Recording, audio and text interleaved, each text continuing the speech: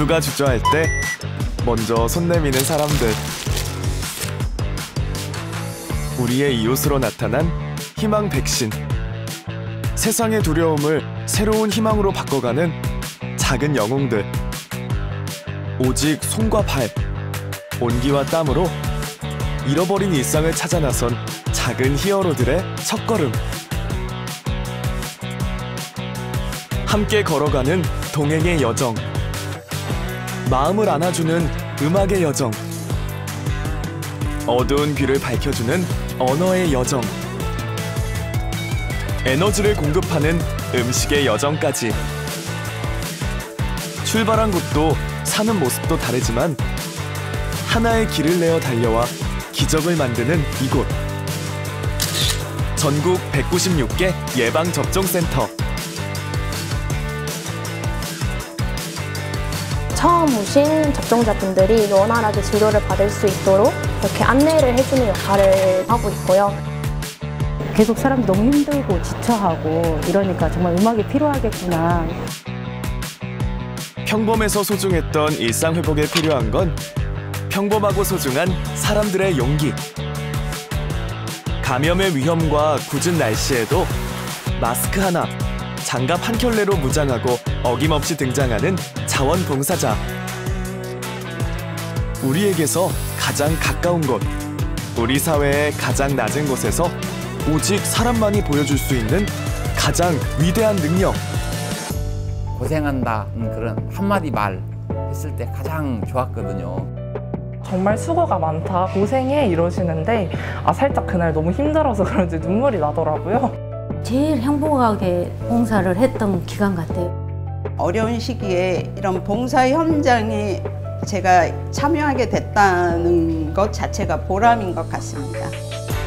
용기와 환대, 공감과 온기로 일상 회복의 씨앗을 심다.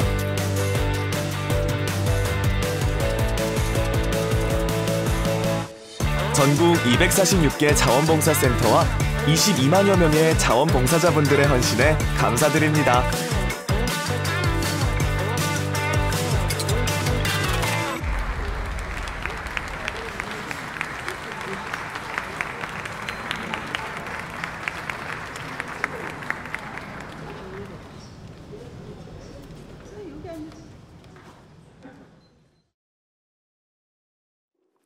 네, 권명 센터장님의 그 키노트로 시작을 했는데요. 올 한 해를 관통하는 통찰력 있는 그 강의였던 것 같습니다. 두 가지의 방향성을 좀 제시를 해주셨죠. 우리가 하는 자원봉사 활동을 기후위기 대응이라는 관점으로 좀 재조직화하고 리모델링하자라는 말씀을 해주셨고요.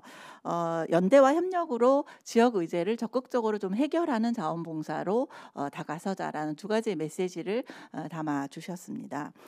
그리고 네 분의 연사님들께서는 각각이 위치하고 있는 현장에서 경험한 도전의 사례, 그리고 새로운 고민과 질문들을 함께 나누어 주셨습니다. 여러분들 어떠셨어요? 저는 사실 각각의 연사님들이 발표하실 때마다 공감도 하고 또 새로운 사실을 발견하는 인사이트를 얻기도 했습니다. 그럼 지금부터는요, 네 분의 연사님들과 함께 한 걸음 더 들어가서 좀 이야기를 나누는 시간을 갖도록 하겠습니다. 오늘 어떠세요? 이렇게 편안하고 따뜻한 분위기에서 저희가 새롭게 한번 공간을 꾸며봤습니다. 함께 해주실 네 분의 패널 분들을 다시 한번 제가 소개드리고 시작하도록 하겠습니다. 지리산에서 지금 살고 계신 민주주의기술학교의 이창림 선생님이십니다. 네. 예, 자원봉사센터가 어느 해보다 굉장히 바쁘고 현장이 좀 여러 가지 어려움이 많았을 텐데요. 잘 꿋꿋하게 버티고 계시는 서울 서초구 센터의 오영수 센터장님 나와주셨습니다. 네, 빛나는 오영수라는 팻말을 기억해 주시기 바랍니다. 네, 양주 지역에서 새로 개관한 양주시 회천 노인복지관의 주민정 관장님 오셨습니다. 네. 네, 즐거운 주민정이라는 키워드가 있으시네요. 네, 한국사회가치평가의 김기룡 대표님께서도 네, 활기찬 김기룡님께서 함께 하셨습니다. 네, 이창림 선생님은 유쾌한 이창림이라는 키워드를 가지고 계시네요. 저는 이렇게 신나는 윤순아입니다. 네, 사실 자원봉사의 가치에 대해서 좀 먼저 이야기를 풀어보려고 합니다. 방금 영상을 통해서 보셨겠지만 올 한 해 자원봉사 현장의 이슈는 단연코 전국민 백신 접종을 위해서 예방접종센터가 전국적으로 설치 운영되었었는데요. 하루에 저희가 집계한 결과 한 6,000명에서 7,000명 정도의 자원봉사자들이 현장을 지키고 또 불안해하는 시민들에게 따뜻한 온기로 환대의 손길을 내미는 활동들을 해오셨습니다. 자원봉사자들을 현장에서 인터뷰를 하면서 제가 좀 깜짝 놀랐던 사실이 하나 있는데요. 왜 이렇게 불안하고 방역 상황에서도 어려움이 있는데 이 일을 하시느냐라는 질문을 드리면 의외로 봉사자분들은 그냥 단순하게 대답을 하시더라고요. 누군가는 해야 하는 일이잖아요. 이렇게 표현을 하시더라고요. 사실 자원봉사 활동이 우리 사회에 던지는 저는 메시지가 아닌가 하는 생각을 했습니다. 흔히 자원봉사라고 하면 좋은 일 또는 뭐 착한 누군가가 하는 그러나 나와는 상관이 없는 일 이렇게 생각하는 분들이 많죠. 근데 현장에서 만난 자원봉사자들은 누군가는 해야 하는 일, 그걸 내가 하는 사람들이라는 저는 굉장히 무심한 그냥 딱 말 한마디를 던지시는 것이 저에게 전해주는 감동이 굉장히 크게 다가왔던 것 같습니다. 그런 의미에서 보면 이 패널분들이 생각하는 자원봉사의 가치 어느 순간에 발견을 하실까 좀 궁금하긴 한데요. 그 현장에서 자원봉사자들을 제일 많이 만나는 오영수 센터장님은 어느 순간에 자원봉사의 가치를 이렇게 번뜩 발견을 하시는지. 네. 네. 첫 번째. 네. 지금 좋은 말씀 해주셨는데요. 사실 지금은 코로나에 좀 익숙해지고 있는 시점이지만 사실 작년 상반기에는 그야말로 우왕좌왕하고 정말 당혹감을 다 같이 느꼈던 시기였던 것 같습니다. 근데 그때 제가 인상 깊었던 거는 어떤 분이 저희 자원봉사 오랫동안 활동하신 그 리더분 중에 한 분이신데 그 면 마스크 그때 한참 마스크 대란일 때였거든요. 면 마스크 손수건을 재활용해서 면 마스크를 만들 수 있지 않을까 하면서 재료를 준비를 하고 있다는 거예요. 한번 만들어 보고 그 마스크가 없는 분들한테 드리려고 한다고. 그래서 정말 큰 감동을 받았던 적이 있거든요.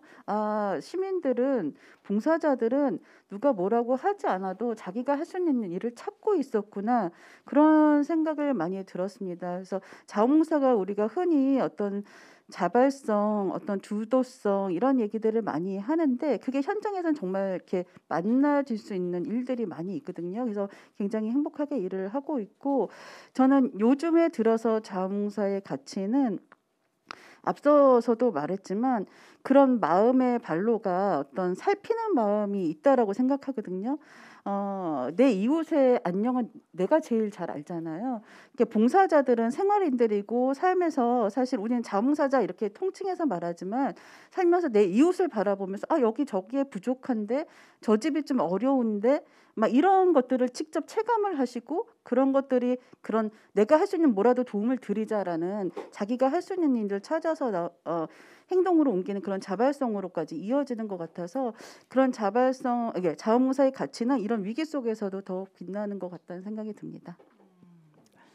네, 공감이 많이 됩니다. 사실 저는 아까 주민정 과장님이 발표하실 때 좀 재밌는 이름 하나 발견했는데요. 방탄중년단이라는 그러니까 지역에 어떤 분들이 좀 어려운지를 발굴해내는 역할들을 하신다고 하셨는데 사실 이제 그 방탄중년단에 대해서 조금 더 설명을 해주시면서 자원봉사의 가치를 좀 이야기를 나눠주시면 좋을 것 같아요. 네. 방탄중년단은 아무래도 조금 더 요즘에 워낙 핫하다 보니까 방탄을 넣어서 한 부분도 있지만 거기에서 중년단의 의미가 두 가지가 있습니다. 실질적으로 활동하시는 분들이 좀 중년 분들이 아무래도 낮 시간이라든가 주변에 있는 분들에 대해서 좀 많이 아시기 때문에 활동하시는 분들의 범위가 중년인 것도 있고요. 그다음에 또 하나는 실질적으로 아까 말씀드린 것처럼 중년 분들의 고독사가 지금 크게 문제가 되고 있는 상황이었고, 실질적으로 양주에서도 그 아파트 단지 내에서 고독사를 하셨는데 이걸 좀 많이 늦게 발견한 그런 케이스가 있었습니다. 그래서 그런 케이스를 중심으로 해서 어떻게 하면 이런 것들을 좀 빨리 알아내고 이런 분들이 사전에 그 좀 지역 사회하고 함께 할 수 있게 할 수 있을까라는 얘기들을 하면서 고민을 했던 그 결과가 민이나 관에서 하는 것도 중요하긴 하지만 그쪽은 서포트를 해주는 거고, 실질적으로 이런 분들을 알아낼 수 있는 거는 같이 함께 생활하고 살아가는 이웃분들이다.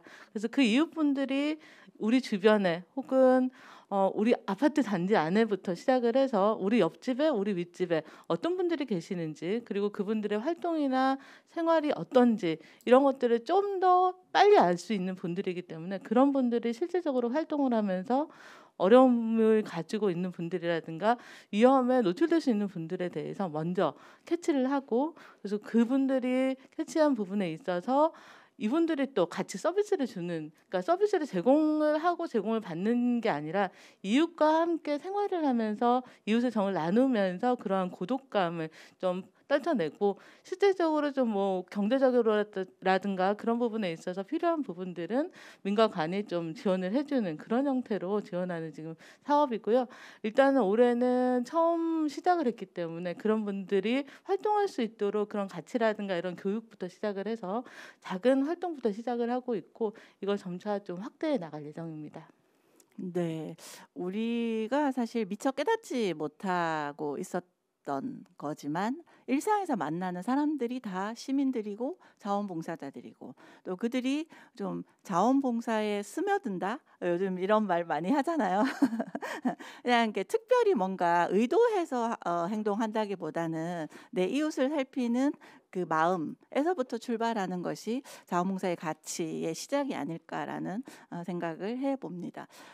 근데 이렇게 중요한 가치가 누가 이게 가치 있다라고 명명해주거나 측정해주지 않으면 사실은 또 잘 인지하지 못하는 경우가 많은 것 같아요. 그런 의미에서 보면 오늘 그 김기록 대표님께서 강의해주셨던 내용이 이 자원봉사의 사회적 가치를 어떻게 측정할 수 있는가, 이걸 다시 질문을 바꿔서 자원봉사는 사실 어떤 사회 문제를 해결하고 있는가라는 질문으로 좀 해주셨는데요. 그 이야기를 조금 더 제가 나눠 보도록 하겠습니다. 그 말씀하실 때 쓰레기 소각장 사례를 얘기를 해주셨잖아요. 그러니까 활동 전의 상태와 활동 후의 상태를 비교했을 때 좀 개선된 사항, 그게 모두가 사회적 가치다라고 하셨고요. 이 사회적 가치는 또 더불어 변화를 측정하는 것이다라고 해주셨는데, 이게 그 머릿속으로는 좀 이해가 되는데 이게 우리가 보면 구체적인 사례나 이렇게 지표로 조금 설명이 되면 훨씬 더 이해가 잘 될 것 같은데, 어떻게 표현될 수 있는지 좀 말씀해 주시면 좋겠습니다. 네, 뭐 사실 짧은 시간에 그거를 다 말씀드리긴 쉽지 않지만 기본적으로 저희가 이제 이해할 수 있는 개념으로 보면 이게 저희한테는 생소하지만 사실 그래도 알아두면 좋은 개념이 저는 ESG라고 생각을 합니다. 기본적으로 아까 센터장님께서도 저희 자원봉사 활동이 이제 사회 문제 해결에 기여하는 것 중에 하나로 첫 번째 아젠다로 이제 탄소 중립을 말씀하셨기 때문에 지금 뭐 전 세계적으로 사실 ESG 중에 가장 중요한 게 사실 환경이고요. 환경은 저희의 생존과도 직결된 문제이기 때문에 그렇긴 합니다. 그러면 이제 자원봉사랑 ESG는 되게 거리가 멀게 느껴질 수 있는데 저희가 한 활동을 가지고 충분히 그 내용을 볼 수 있다. 근데 ESG가 조금 어려우면 저는 이해관계자나 또는 당사자라는 말로 좀 설명을 하면 좋을 것 같아요. 그러니까 자원봉사를 통해서 누가 이익을 받느냐라고 생각을 해보면 아까 쓰레기 소각장을 가지고 설명을 좀 드려볼게요. 첫 번째로 이익을 보신 분들은 그 지역에 사시는 지역 주민들이십니다. 그럼 주민들은 어떤 이익을 가져갔냐면 그 활동을 통해서 그 주민들한테 뭔가 나눠드리고 보급해드린 뭐 물품들이 있어요. 그런 이제 경제적 편익으로 보는 거죠. 실제로 봉사활동을 하다 보면은 지역 주민들에게 뭔가 이렇게 제공하는 활동들이 되게 많고요. 그 과정에서 뭐 이 센터의 예산을 쓰기도 하지만 지역사회 다른 자원들이 동원되기도 합니다. 그렇게 제공한 경제적 가치들을 먼저 저희가 중요한 사회적인 성과로 하나 볼 수 있고요. 또한 이제 지역사회 전체에서 벌어지는 어떤 문제에 대한 해결을 하는 부분들, 그 문제 내용들 뭐 그런 사항들이 다 이제 지역 사회가 수혜자가 되면서 그 이제 하나의 성과로 볼 수 있고요. 또 하나는 이 활동을 하지 않았으면 국가가 치러야 할 피해 비용이라는 게 있습니다. 그러니까 뭔가 예산을 들여서 해결을 해야 되잖아요. 근데 봉사자들이 그 활동을 했기 때문에 그 돈을 국가가 쓰지 않은 거예요. 그러니까 제가 지금 말씀드린 건 주로 이제 경제적 편익에 해당되는 내용들인데 개인이 가져가신 부분, 또 국가가 예산을 절감한 부분 이런 것들을 우리가 이제 하나의 성과로 잡을 수 있고요. 그리고 제가 이제 중요하다고 하면서 말씀을 안 드린 게 이제 환경인데, 그러니까 이해 당사자를 우리 개인과 지역 사회와 국가로 봤을 때 또 하나는 환경 자체를 저희가 이해 당사자로 봐야 합니다. 그러면 쓰레기 소각장 사례에서 환경은 어떤 가치를 가져갔는가? 사실 이게 이제 인식이 잘 안 되는 거죠. 봉사자분들한테는. 왜냐하면 눈에 보이지 않았기 때문에. 그러니까 이렇게 보시면 돼요. 봉사자들 일단 만든 성과는 첫 번째, 쓰레기를 엄청나게 치우셨어요. 저희가 현장 가서 보니까 양도 알고 계시더라고요. 15톤을 치우셨대요. 예. 그 정도 양이 되는 트럭이 그 쓰레기를 치워 가셨대요. 그러니까 일단 그 오염물질을 제거한 양이 쓰레기 양 자체가 15톤인 그 자체도 우리가 하나의 성과로 볼 수 있고요. 눈에 보이지 않지만 지금 더 직접적으로 발생하는 성과는 쓰레기를 왜 눈에 안 보이냐면 쓰레기 소각장을 없앴기 때문에 쓰레기 소각을 안 하잖아요. 그럼 쓰레기 소각 전에 할 때도 몰랐고 지금도 모르는 눈에 안 보이는 게 바로 대기오염 물질과 그로 인해서 발생하는 이산화탄소라는 부분입니다. 그래서 쓰레기가 15톤 치워진 것만큼 더 중요한 게 쓰레기를 지금은 소각하고 있지 않잖아요. 그 지역에서. 그러면 작년에는 소각을 했었잖아요.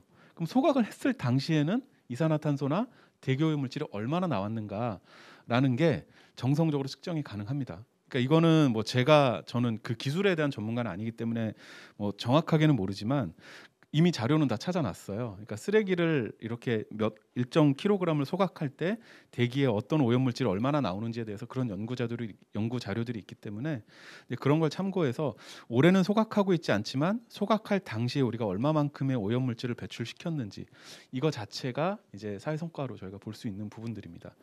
뭐 그냥 말씀 나온 김에 하나만 더 말씀드리면 아까 이제 활동 중에 뭐 이렇게 등을 LED로 바꿔드리고 이런 활동도 예시를 해주셨어요. 근데 LED 교체한 것만으로도 사실 뭐 하나의 활동에 대한 성과로 볼 수 있지만 LED로 교체를 하면 기존의 LED가 아닌 일반 전구나 가로등을 사용했을 때보다 이산화탄소 배출량이 10분의 1 정도가 줄어듭니다. 그러니까 LED로 교체해 주시면 여러분이 탄소를 줄인 거예요. 몇 킬로그램 줄일 수 있다? 그거는 이제 LED 등의 제품 스펙을 보면 그건 누구나 알 수 있는 거기 때문에 그런 식으로 사회 성과를 하나하나 정량화하고 계량화해서 보여드릴 수 있다. 예, 그렇게 좀 일단 설명을 드리겠습니다. 예, 사례를 구체적으로 수치를 어떻게 표현하는지를 좀 설명을 들으니까 훨씬 더 잘 와닿는 것 같기는 해요. 근데 저는 이제 또 하나 그렇게 이해하고 나니까 그럼 이걸 누가 어떻게 해야 하나? 우리가 이제 매 순간마다 사회가 만들어내는 사회적 지표들 또는 수치 이런 것에 대해서 좀 더 예민하고 민감하게 늘 모니터링하고 찾고 이걸 적용하고 하는 것까지가 또 다른 과업으로 좀 받아들여야 되나라는 이제 생각을 좀 하게 되는데요. 실제로 그렇지 않으세요? 오영수 센터장님께서는 현장에 계신데 만약 이 활동가, 그러니까 자원봉사센터의 직원들이 이걸 직접적으로 좀 측정하고 이 일 속에서 좀 녹여낸다면 어떤 어려움이 있을 것 같아요? 가능은 할까요? 가능해야죠. 근데 제가 느끼는 거는 굉장히 어려운 부분이다라고 생각을 합니다. 일단은 자원봉사센터는 많이들 얘기하기를 모든 문제 연구소라고 지역에서 이제 봉사자들이 참여하는 스펙트럼이 굉장히 넓거든요. 근데 그 모든 것들을 다 측정한다라는 건 어렵다는 생각이 듭니다. 제가 아까 전에 김규용 대표님 그 발표를 들으면서 든 생각은 여기에서 그 자원봉사센터와 지역이 가지는 어떤 방향성 내지는 철학, 가치관 이런 것들이 좀 결정될 수 있는 부분들이 있겠다는 생각이 들었습니다. 우리 지역에서 하는 많은 자원봉사 프로그램 중에서 우리가 어떤 것을 평가해야 될지 결정하는 거, 그것을 해야 된다는 어떤 합의점을 끌어내는 과정, 그다음에 무엇으로 그것을 평가할 것인가라는 지표를 결정하는 과정. 환경 문제의 개선을 우리가 공기의 질로 평가할 것인지 아니면 뭐 어떤 걸로 그러니까 너무 선택할 수 있는 지점들은 많다라고 생각이 들거든요. 저는 이제 우리 자원봉사 센터에서 할 수 있는 거는 그런 부분들을 도출해 나가는 과정에서 이제 원동력을 끌고 가는 거. 하지만 이제 그런 과학적인 평가라든지 지표를 결정하는 거는 또 전문적인 영역에서 또 결합할 수 있어야 된다라고 생각을 하거든요. 그래서 자원봉사 센터에서 일을 하는 사람들이 모든 문제의 전문가가 될 필요는 없다라고 생각을 합니다. 하지만 어떤 합의와 또 어떤 사람들이 같이 결합해서 평가할 것인가를 같이 모아내는 그런 과정에서는 분명히 역할을 할 수 있을 거라고 생각을 해서 그게 이제 앞으로 또 우리 현장이 끌고 가야 되는 그런 과제이겠죠. 네, 굉장히 의미 있는 말씀을 해주셔서 그 정도면 시작할 수는 있겠다라는 생각은 들고요. 그러니까 단언적으로 해야죠라고 표현하시는 그래서 이 결의감까지 느껴지는데 사실 이제 이 자원봉사 센터의 입장에서는 좀 그렇게 좀 받아들일 수 있다고 보면 사실 이제 현장에서 시민을 만나고 자원봉사자를 이제 만나는 그 자원봉사자들이 활동하는 과정에서는 이걸 사회적 가치 측정과 관련해서 어떤 역할을 할 수 있을까라는 질문을 좀 하게 됩니다. 시민들을 많이 만나고 계시는 우리 유쾌한 이창림 선생님께서 네, 자원봉사자들은 본인이 활동하는 과정에서 이 사회적 가치 측정에 대한 어떤 역할을 좀 할 수 있을까, 어떤 노력을 해야 될까라는 질문을 좀 드려보겠습니다. 어려운 질문이네요. 네. 그 처음 시작할 때 질문으로 다시 돌아가서 자원봉사의 가치, 외부에서 이렇게 조망했을 때 보면 자원봉사는 사실은 의지가 있거나 계기가 있는 누구나 참여할 수 있는 굉장히 문턱이 낮은 사회 변화의 어떤 흐름, 과정 이런 일 수 있을 것 같아요. 그래서 그게 아주 큰 가치라고 저는 생각을 하고 있는데요.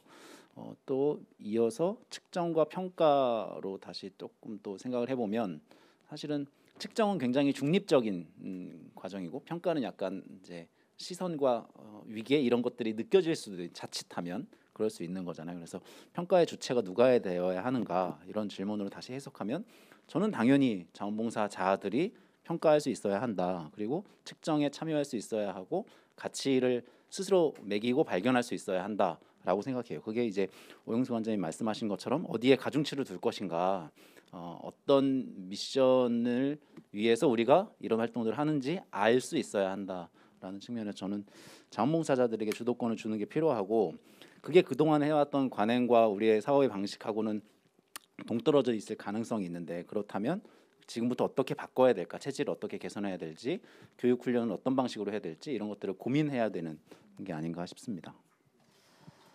네, 이 핵심이 여기에 있었네요. 당사자가 직접 측정하고 당사자가 그것에 대해서 평가하고 그렇게 하면 이게 평가라는 것이 굉장히 우리에게 두려움으로 다가오는 건 누군가 나를 객체로 두고 이렇게 평가하기 때문에 내가 평가를 당한다는 표현이 더 맞죠. 그러니까 그런 경험들이 너무 많기 때문에 오는 두려움이 좀 더 크지 않았나 하는 생각을 합니다. 네, 예, 부연해서 조금 더 말씀을 해주신다고요.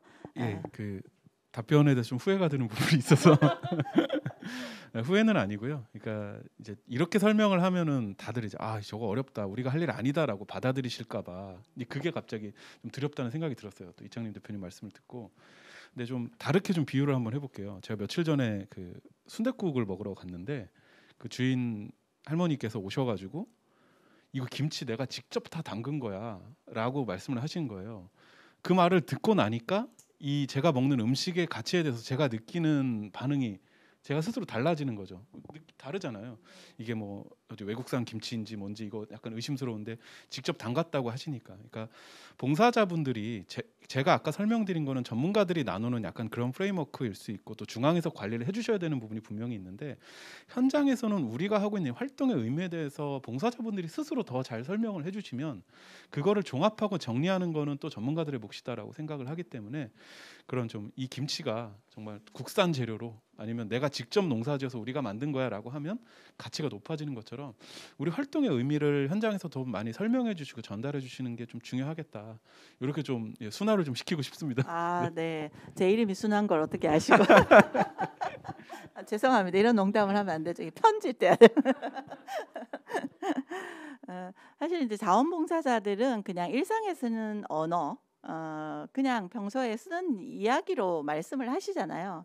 그게 오히려 우리에게 더 큰 울림을 주는 것 같아요.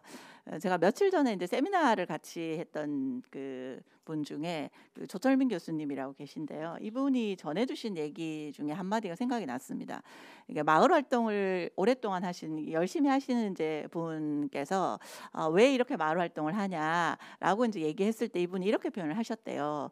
우리가 사실 집밥 좋다는 얘기는 다 알고 있잖아요. 그래서 집밥이 좋은 건 내가 알고 있었는데 마을 활동을 하고 마을 사람들과 같이 마을밥을 먹어보니까 이게 마을밥이 이렇게 맛있는 줄 몰랐다. 이렇게 한마디를 표현하셨다. 그래서 저도 이제 그 얘기를 들으면서 역시 그 자원봉사자들 또는 시민들이 이렇게 이야기하는 것이 더 우리에게 좀 와닿는 것이 아닌가 하는 생각을 좀 해봤습니다.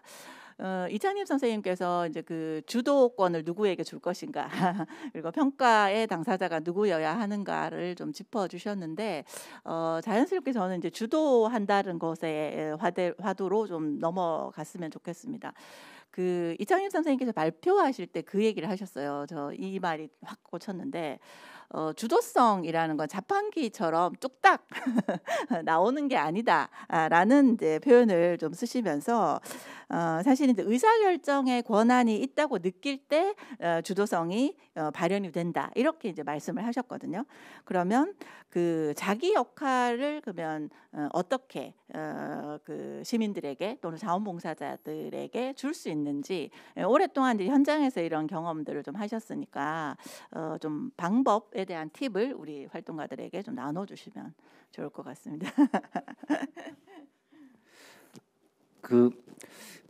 이게 뭐 방법 팁 이런 거 별로 없는 것 같아요. 사실 망치는 방법들은 많이 알고 있는. 망치는 방법들. 저는 그걸 안 하면 되는 거네요. 일단 그거 안 하는 것부터가 시작일 것 같은데.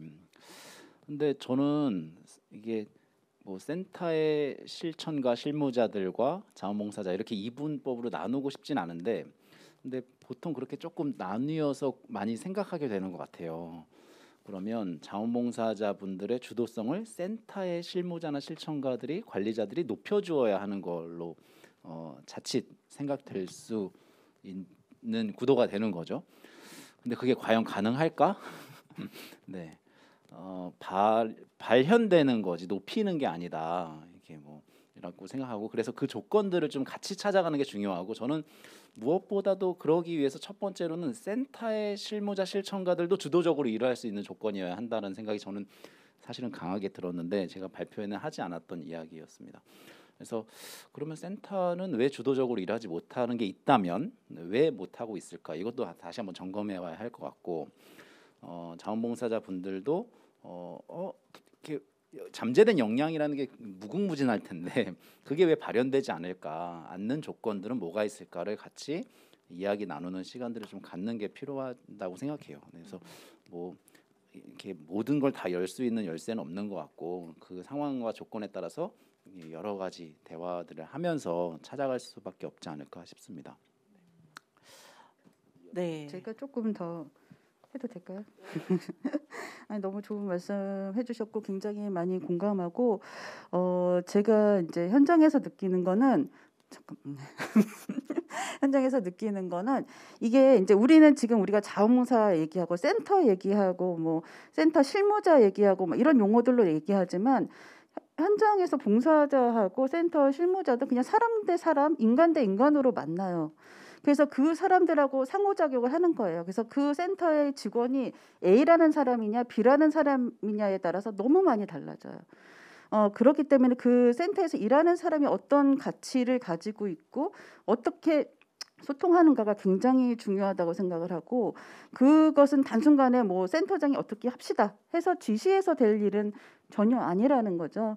그래서 이게 이제 하나의 문화이자 토양처럼 이렇게 오랫동안 몸에 배워와야 하고, 또한 이제 자원봉사 센터에서 계속 그런 어떤 가치 지향, 저희 센터 예를 들면 저희 센터의 핵심 가치 중에 하나가 시민 주도성이 있거든요. 그런 것들이 계속 센터 안에서 공유되고 얘기되어야 된다라고 생각해요. 근데 저희 센터가 이제 하나의 예를 들면 굉장히 그런 어떤 주도성이 올라와 있는 봉사 그룹이 있어요. 근데 그렇게 주도성이 올라오려면 아까 이창림 선생님 그 발표에서도 있었지만 굉장히 그 뭐랄까요, 적절한 역할 분담 이 굉장히 중요해요. 그러니까 내 특성에 맞고 내 성격에 맞고 내가 할 수 있는 걸로 역할이 주어져야지 주도성도 되고 또 그것이 자기가 수락해야 되는 거예요. 자기가 내가 결정할 수 있어야지. 만약에 센터에서 어떤 실무자가 그냥 막 합시다 이렇게 해서 되는 부분은 아니거든요. 근데 그런 과정들이 사실은 단순간에 막 이렇게 뭐 날쌔하게 회의에서 결정되고 그런 거는 아니더라고요. 굉장히 시간 속에서 서로 이제 관계 맺으면서 되고 그렇기 때문에 실무자 입장에서는 빠른 성과를 원하고 빠른 효율을 원하는 실무자인 경우에 힘들죠. 왜냐면 시간이 걸리거든요. 근데 그렇지 않고 그 부분을 내가 힘들지만 견뎌내야 된다라고 생각하는 사람들은 그 과정을 가요. 그래서 현장에서는 어쨌든 그 봉사자들의 주도성이 있게 하려면 일단 센터에서는 판을 깔아주고 그다음에 센터 자원봉사 센터의 경우 많은 부분 예산이 사실은 지방비에서 운영이 되기 때문에 행정적인 처리 같은 것들이 굉장히 중요하거든요. 근데 그 부분은 이제 자원봉사 센터의 실무자가 담당할 일이지만 역할을 나눠서 내가 어떤 문제를 찾아서 어떻게 활동으로 기획하고 해결해 나갈지는 봉사자 스스로 할 수 있도록 조율해 주는 거, 아니 그 장을 마련해 주는 거, 그게 이제 현장에서 하는 모습이지 않을까 네 생각합니다. 진짜 자원봉사 센터에서 이제 센터 실무자들이 놓치지 말아야 하는 기본적인 가치를 좀 짚어주신 것 같아요. 판을 깔아주고 좀 이렇게 역할을 서로 좀 조정하고 합의하는 것을 그 당사자와 함께 이제 논의하는 그 과정 자체가 좀 시작이지 않을까라는 이야기를 해주셨고. 네, 그 주민정 과장님께서도 발표하실 때 아까 선배 시민이라는 용어가 굉장히 저는 이 주도성과 연결이 되지 않나 하는 생각이 드는 게 그러니까 노인들 단순히 돌봄의 대상이 아니라 지역 문제를 적극적으로 해결하는 주체로 나서게 하는 것 그러려면 사실 주도적으로 뭔가를 하는 사람들이어야 되는 거잖아요. 현장에서 만나는 선배 시민들의 이야기를 좀 들려주시면 좋겠어요. 네, 앞서서 말씀해주신 내용들을 계속 들으면서 제가 이 선배 시민 어르신들의 활동 모습이 계속 떠올랐어요. 그러니까 이게 자기 주도적이고 그리고 본인들이 하려고 생각을 했어야 되고 실질적으로 복지관에서 하는 역할은 이걸 하실 수 있도록 가이드를 해드리는 역할 말고는 저희가 크게 한 거는 없지만 그래서 그 과정에서 이분들이 어떤 역할을 해야 되는지를 알려주는 역할은 정말 그 담당자의 역량이 정말 중요한 부분이고 여기서 역량이라는 게 어떤 스킬을 가지고 있는 것이 아니라 그분들이 의견을 내고 같이 논의를 할 수 있는 장을 만들어드리고 거기서 원하시는 그 활동을 할 수 있도록 저희가 서포트해드리는 것이 가장 중요한 것 같았는데요.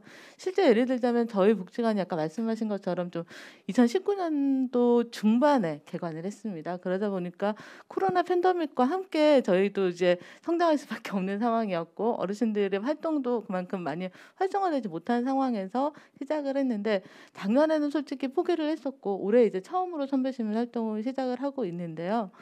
처음에는 저희도 걱정이 많았어요. 어르신들이 어떤 것들을 하실 수 있을까? 이거에 대해서 정말 잘 이해를 하고 같이 갈 수 있을까 고민을 했는데 처음 모임부터 저의 이 고민은 정말 고민일 뿐이구나라는 것을 확인할 수 있었습니다. 어르신들이 몇 분이나 참여를 하실까라고 고민을 했었는데 한 15분 정도가 참여를 하셨어요. 그래서 희망을 하셨는데 어떤 것을 하고 싶으세요라고 오셨는데 무언가 내가 사회에서 할 수 있는 것들이 있다면 그것만으로도 너무 행복할 것 같다라고 얘기를 해주셨고 그래서 이분들에게 선배 시민이라는 것에 대해서 안내를 해드리기 위해서는 또 일정의 교육이 있기 때문에 그 교육 과정을 상당히 즐겁게 함께 하셨고 그리고 나서 하반기부터는 이제 활동에 들어가셨어요. 그래서 어떤 것들을 하실까라는 거에 있어서 아무래도 요즘 환경적인 문제가 있다 보니 환경이라는 부분에 있어서 역할을 하시고 싶으신데 하실 수 있는 것들은 아무래도 여성분들이 좀 많으셨기 때문에 바느질이라든가 이런 걸 통해서 환경에 필요한 물건들을 좀 이제 재활용할 수 있는 것들 이런 것들을 생각을 하셔서 처음 시작한 것은 그 집에 못 쓰는 옷을 가지고 가방을 만들어서 하시는 건데 연세가 65세 이상이시다 보니까는 저는 좀 재봉이나 바느질이나 힘드시지 않을까 생각했는데 또 여기서 한 번 더 기우였다는 걸 확인을 했었는데요. 그 만드는 방법에 대해서는 저희가 강사님한테 들어서 만드셨지만 실질적으로 그걸 하시고 나서는 딱 한 번의 활동이었는데 그걸로 인해서 아, 나도 이런 걸 할 수 있구나라는 걸 느끼셨고, 그 다음 단계가 어르신들이 직접 지금 워낙 물티슈라든가 이런 것들을 많이 쓰다 보니까는 손수건을 나눠서 좀 공유를 했으면 좋겠다라고 하시는 거예요. 그래서 손수건을 그럼 만드시겠다고 하시는데 천에 떠서 그 가제수건으로 이렇게 만드신다고 하는데, 그 가장자리 같은 것들을 홈질을 하는 게 엄청 힘든 거거든요. 제가 하려고 해도 요즘에 약간씩 노안이 와서 잘 안 보이는데, 그걸 어떻게 할까 했는데 1인당 몇십 개씩을 그걸 만드시는 거예요. 그래서 제가 하실 수 있겠냐고 걱정을 했던 것들은 다 그냥 기우에 불과했고, 그분들이 의견을 내실 때는 할 수 있기 때문에 의견을 내신 거고, 그렇게 해서 그걸 만들어서 직접 오시는 분들에게 직접 나눠주시면서 약간은 쑥스러워하시기도 하셨지만, 그만큼 처음에 뵀던 분들보다는 훨씬 더 에너지가 상승되어 있는 모습을 봤고, 그 이후에 계속적으로 어떤 활동을 하실 것인지에 대해서 지금도 논의를 하고 계시고요. 그리고 연말에 이제 정책 대회라는 게 있다고 말씀을 드렸는데, 이게 전국에 있는 이 선배시민 활동을 하시는 분들이 함께 정책을 발표하는 자리입니다. 그래서 거기에 정책을 어떤 부분들을 했으면 좋겠다라는 것들을 의견을 내고, 그 중에서 가장 이제 좀 의견이 많이 나오는 것들로 이제 의견을 취합을 하는데, 그 의견을 내는 데 있어서도 너무 의견들이 활발하신 거예요. 그래서 그런 내용들을 가지고 저희도 의견을 냈고, 어떻게 저희 워낙 많은 분들이 지금 하기 때문에 저희는 처음이다 보니 그게 선발이 되지는 못했지만, 그래도 참여하신 것에 대해서 큰 의미를 가지고 내년에는 꼭 우리도 상을 타고 말 거야라고 생각을 하고 계시더라고요. 그래서 여기서 이제 정말 그분들이 하고 싶으신 것에 대해서 저희가 가이드를 잘 해드린다면, 그 부분에 있어서는 자기주도성은 충분히 연세를 떠나서 누구든지 충분히 가질 수 있다라는 생각을 하게 됐습니다.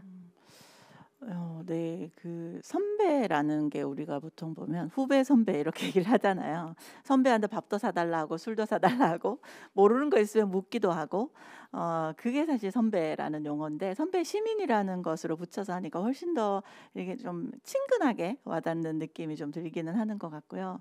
이거 뭐 저작권을 저기 갖고 계신 건 아니신 거죠?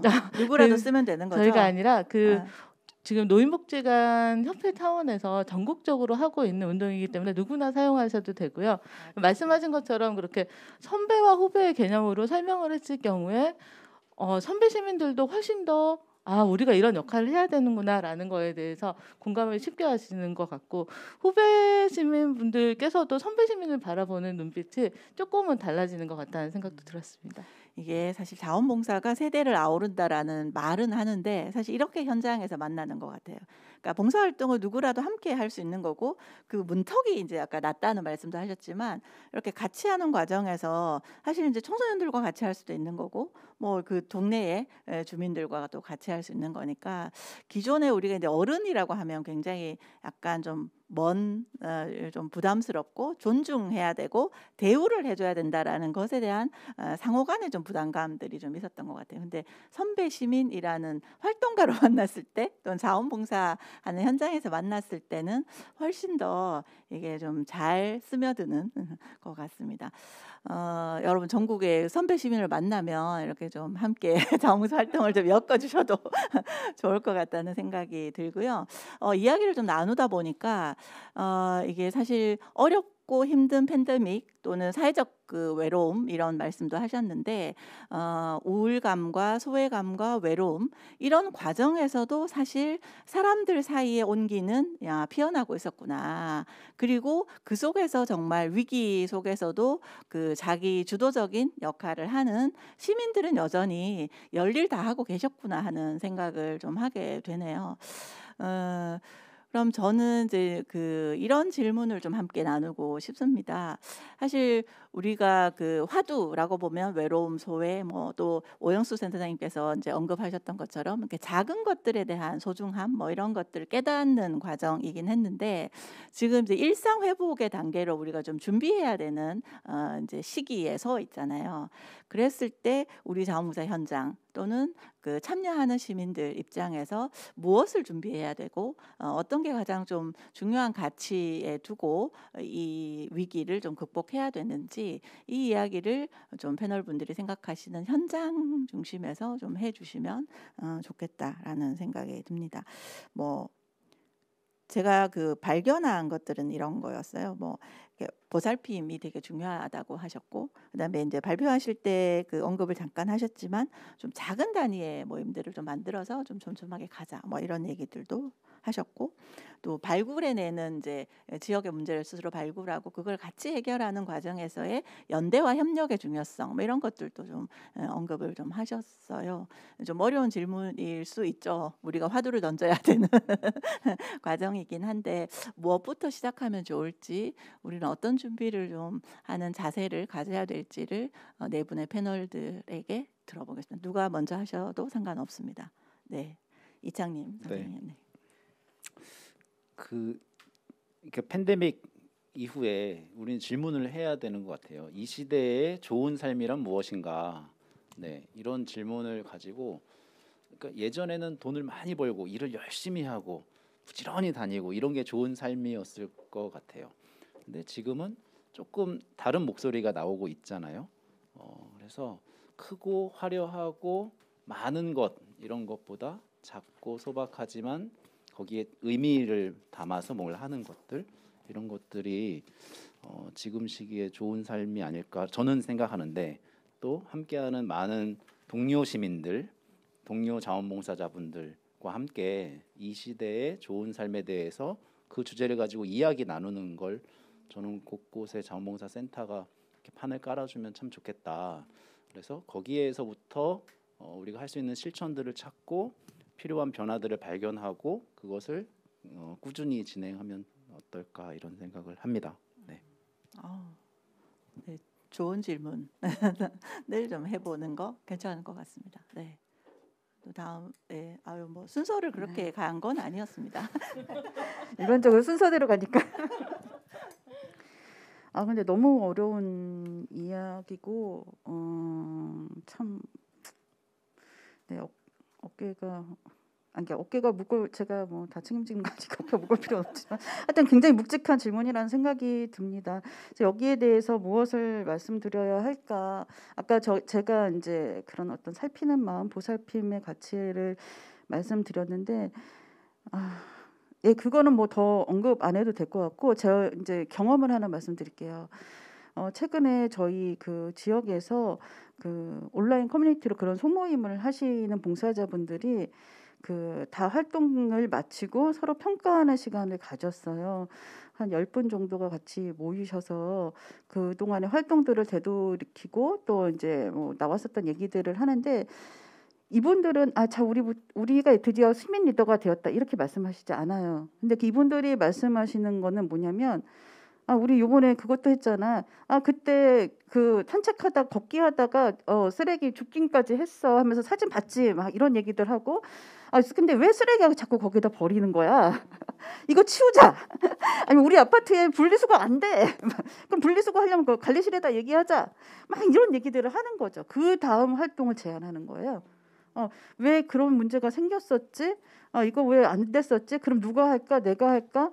막 이런 얘기들이 나오면서 나오는 것, 또 처음에는 그냥 걷기만 같이 하셨던 분들이 이 활동이 좋아 보여서 나오시고, 또 나오시다 보니까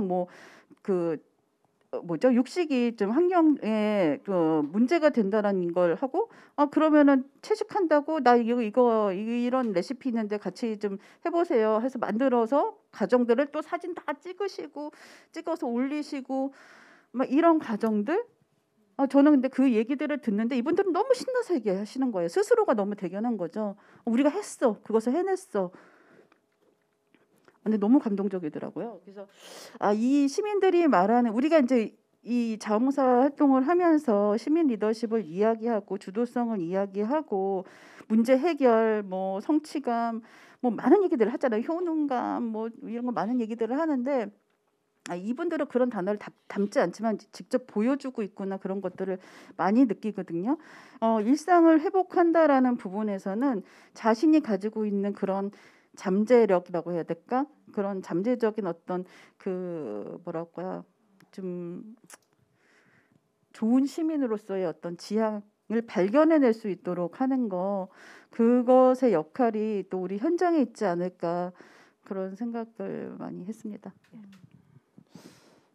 네, 갑자기 울컥하네요. 그 얘기를 들으니까 막 신나게 얘기하시는 그분들이 막 상상이 되기도 하고. 무슨 소녀들 같아요. 네, 혹시 또 주민정 관장님께서는? 네, 어려운 질문과 또 이렇게 울컥하는 말씀들을 들으면서 가장 큰 거는 한 가지였던 것 같아요. 이제 제가 앞에 말씀드린 것처럼 어떠할 것이다라고 생각하는 그런 닫힌 마음이 아니라 열린 마음이 가장 중요할 거라는 생각이 듭니다. 그래서 사람에 대한 부분도 지금 코로나로 인해서 많이 닫혀 있는 게 현실이거든요. 복지관에 오시는 분들에 대해서도 일단 발열 체크부터 하고 QR을 찍고 하는 과정에서 사람에 대한 신뢰가 저희가 팬데믹을 겪으면서 조금씩 더 옅어지고 멀어진 것 같다라는 생각이 들어서 그런 부분에 대한 신뢰의 회복과 함께 열린 마음이 있어야 될 것 같고, 그리고 현장에서는 지금도 제가 직원들한테도 얘기하는 게 아직도 우리는 계속해서 시행착오를 겪고 있다. 무엇이 정답인지 무엇이 틀린 건지는 아무도 알 수 없고 이렇게 시도를 계속해 나가면서 그 결과로 나오는 성과들을 보면서 우리는 계속해서 발전해 나가고 조금씩 앞으로 나갈 수 있는 것뿐이다라고 말씀을 드리는데, 그런 것을 하기 위해서는 조금 더 유연한 마음도 같이 있어야 될 것 같아요. 그래서 앞으로 어떤 세상이 오더라도 저희에게는 열린 마음과 유연한 마음이 같이 있다면 자원봉사도 충분히 더 발전해 나갈 수 있지 않을까라는 생각이 듭니다. 네, 열린 마음. 아까 김기룡 대표님께서는 시민들이 자산을 투입하는 것이다 이렇게 표현을 해주셨는데 어떠세요? 어떻게 이 일상 회복을 위해서 우리가 좀 준비를 해야 된다라고 생각하시는지. 뭐 일상 회복이라는 게 뭐 어느 날 어느 시점을 기점으로 갑자기 확 일어나는 일은 아니기 때문에 지금 서서히 가고 있다라고 생각은 드는데요.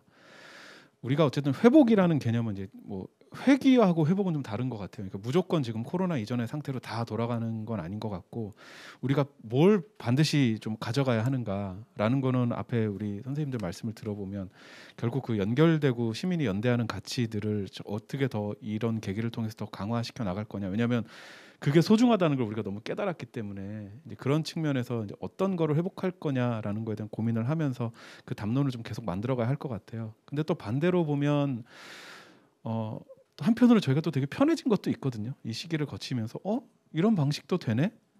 뭐 이런 것들이 있어요. 예를 들어 저는 개인적으로 제가 일하면서 제일 좋은 게 불필요한 회의가 많이 사라진 것들, 또는 불필요한 출장도 많이 사라졌어요. 또 출장을 안 다니다 보면 이게 환경에도 기여를 해요. 이제 대중 차량 운행을 안 하기 때문에 뭐 이런 이제 상황들이 이제 벌어지니까 분명히 회복은 되면서도 뭔가 이제 다른 방식으로 우리는 계속 그런 더 좋은 방식들을 찾아 나갈 거고, 우리한테 뭐가 더 유리한 방식인가 이런 것들을 같이 모여서 이제 고민하는 그런 이제 시간들이 좀 있었으면 좋겠다라는 생각이 들어요. 그래서 뭐 예를 들면 그 제가 이 코로나 기간 중에 참여했던 프로젝트 중에 사람책이라는 프로그램이 있었어요. 뭐 많이 경험해 보셨을 거예요. 근데 사람책이라는 프로그램이 사실 이게 좀 운영하는 측 입장에서 부담이 되는 게, 이분들이 오프라인 공간에서 이렇게 사람책이라는 분과 그 구독자들이 만났을 때 무슨 일이 벌어질지 사실 되게 두려웠는데, 이게 불가피하게 온라인으로 전환이 됐는데, 그렇게 되고 나니까 오히려 우리가 걱정했던 그런 좀 혹시라도 발생할 수 있는 뭐 불미스러운 일이나 이런 것들이 많이 이제 발생할 가능성이 많이 사라진 거죠. 그리고 이 구독자들이나 또는 사람책으로 참여하고자 하시는 분들, 사실 우리 개념으로 보면 다 봉사자들이신데, 그분들도 조금 더 쉽게 본인의 일상의 공간에서, 뭐 우리 이창림 대표님께서는 지리산에서도 우리 서울에 있는 독자들을 부담 없이 만나실 수 있게 된 거죠. 그러니까 그렇게 우리가 또 이 기간 동안 또 힘들었지만 또 배운 것들이 있기 때문에 그런 걸 좀 잘 활용해서 코로나 단순히 이전으로 돌아가는 것이 아니라 어떻게 더 나아진 세상에서 더 살아갈 것인가, 이 고민을 좀 같이 시작해봤으면 좋겠다. 좀 그런 말씀을 좀 드리고 싶습니다. 네, 일단 네 분의 패널과 이야기를 나누다 보니까 어느덧 시간이 마무리해야 될 시간까지 오게 됐는데요. 2022년에 이제 우리가 일상 회복을 좀 화두에 두고 어떤 자세와 태도와 현장은 어떤 준비를 해야 될지에 대한 말씀 주신 것들이 하나하나가 다 주옥 같은 말씀이어서 사실 뭐 답이 따로 있는 건 아닌 것 같고요. 현장에 이미 시민들은 그렇게 하고 있고 그 시민들을 한번 살피는 거, 저희가 멈춰서서 그동안 우리가 성과라는 것에 좀 함몰돼서 목표를 향해서 막 달려가기만 했었는데 지금은 이제 덕분에 코로나 때문에 모든 걸 좀 닫고 멈추고 이렇게 바라보니 새롭게 보이지 않던 것들이 좀 다시 발견하게 되고 그 속에서의 가치를 이제 보석 같은 가치를 발견하는 그런 경험들을 좀 했다는, 사실 그 위기인 줄 알았는데 기회도 우리에게 함께 오고 있었다라는 것에 저는 굉장히 공감이 좀 많이 됐던 것 같습니다. 이제 각자의 오늘 이제 네 분의 패널들과 함께 했는데요. 각자가 서 있는 위치, 일터에서 바라보는 여러 가지 경험, 사례, 시선에 대해서 나눠 주셔서 아마 이 그 집담회를 청취하고 있는 이제 청취자들과도 많은 소통과 공감이 좀 함께 했으리라라는 생각을 합니다. 진짜 올 한 해 진짜 고생 많이 하셨다는 말씀을 덧붙여 좀 드리고요. 저는 요즘 이제 어떤 생각을 하냐면 사실 내가 딱히 잘못한 것도 없는데 일이 좀 잘 안 돼. 내가 뭔가 실수하지도 않았는데, 근데 이제 그래서 이게 실패했구나라고 생각했는데 또 의외로 또 괜찮은 경험을 또 하게 되는 거예요. 진짜 도무지 알 수도 없고 계획대로 뭔가 되지도 않고 힘들다, 뭔가 이렇게 막 헤매다 보면 또 의외에 내가 발견하지 못했던 멋진 경험들을 좀 하게 되는, 이걸 이제 오르락내리락을 계속 하고 있는 것 같아요. 저는 이제 이런 과정을 생각해 보니 진짜 인생이 이렇구나라는 생각도 좀 하게 되는 것 같습니다. 그래서 우리에게는 늘 도전을 마주해야 되고 답이 없는 길을 찾아야 되는 상황을 직면하는 경우가 많았던 것 같고요. 여기를 관통할 수 있는 좀 지혜롭게 잘 통과할 수 있는 그 자세는 사실 좀 태도가 되게 중요한 경쟁력이 된다라고 생각을 합니다. 오늘 나눠주셨던 패널분들의 이야기처럼 그냥 내가 서 있는 발걸음에서부터 출발하고 내 이웃들이 어떻게 살고 있는지를 좀 잘 살피고 그 과정에서 각자가 할 수 있는 역할을 좀 찾아내는 것, 그것이 이제 우리에게 주는 지혜가 좀 있는 것 같습니다. 여러분 옆에 있는 동료분들과 서로 응원하고 진짜 수고했다고, 수고하셨습니다, 이렇게 토닥토닥 해주는 연말 맞으시면서 올 연말은 힘들었지만 좀 따뜻한 연말을 맞았으면 하는 바람입니다. 이것으로 제6차 자원봉사 정책집담회를 마치도록 하겠습니다. 2022년은 자원봉사의 더 나은 일상을 기대하면서 끝까지 함께 해주신 분들 감사합니다. 지금까지 진행의 윤수나였습니다. 감사합니다.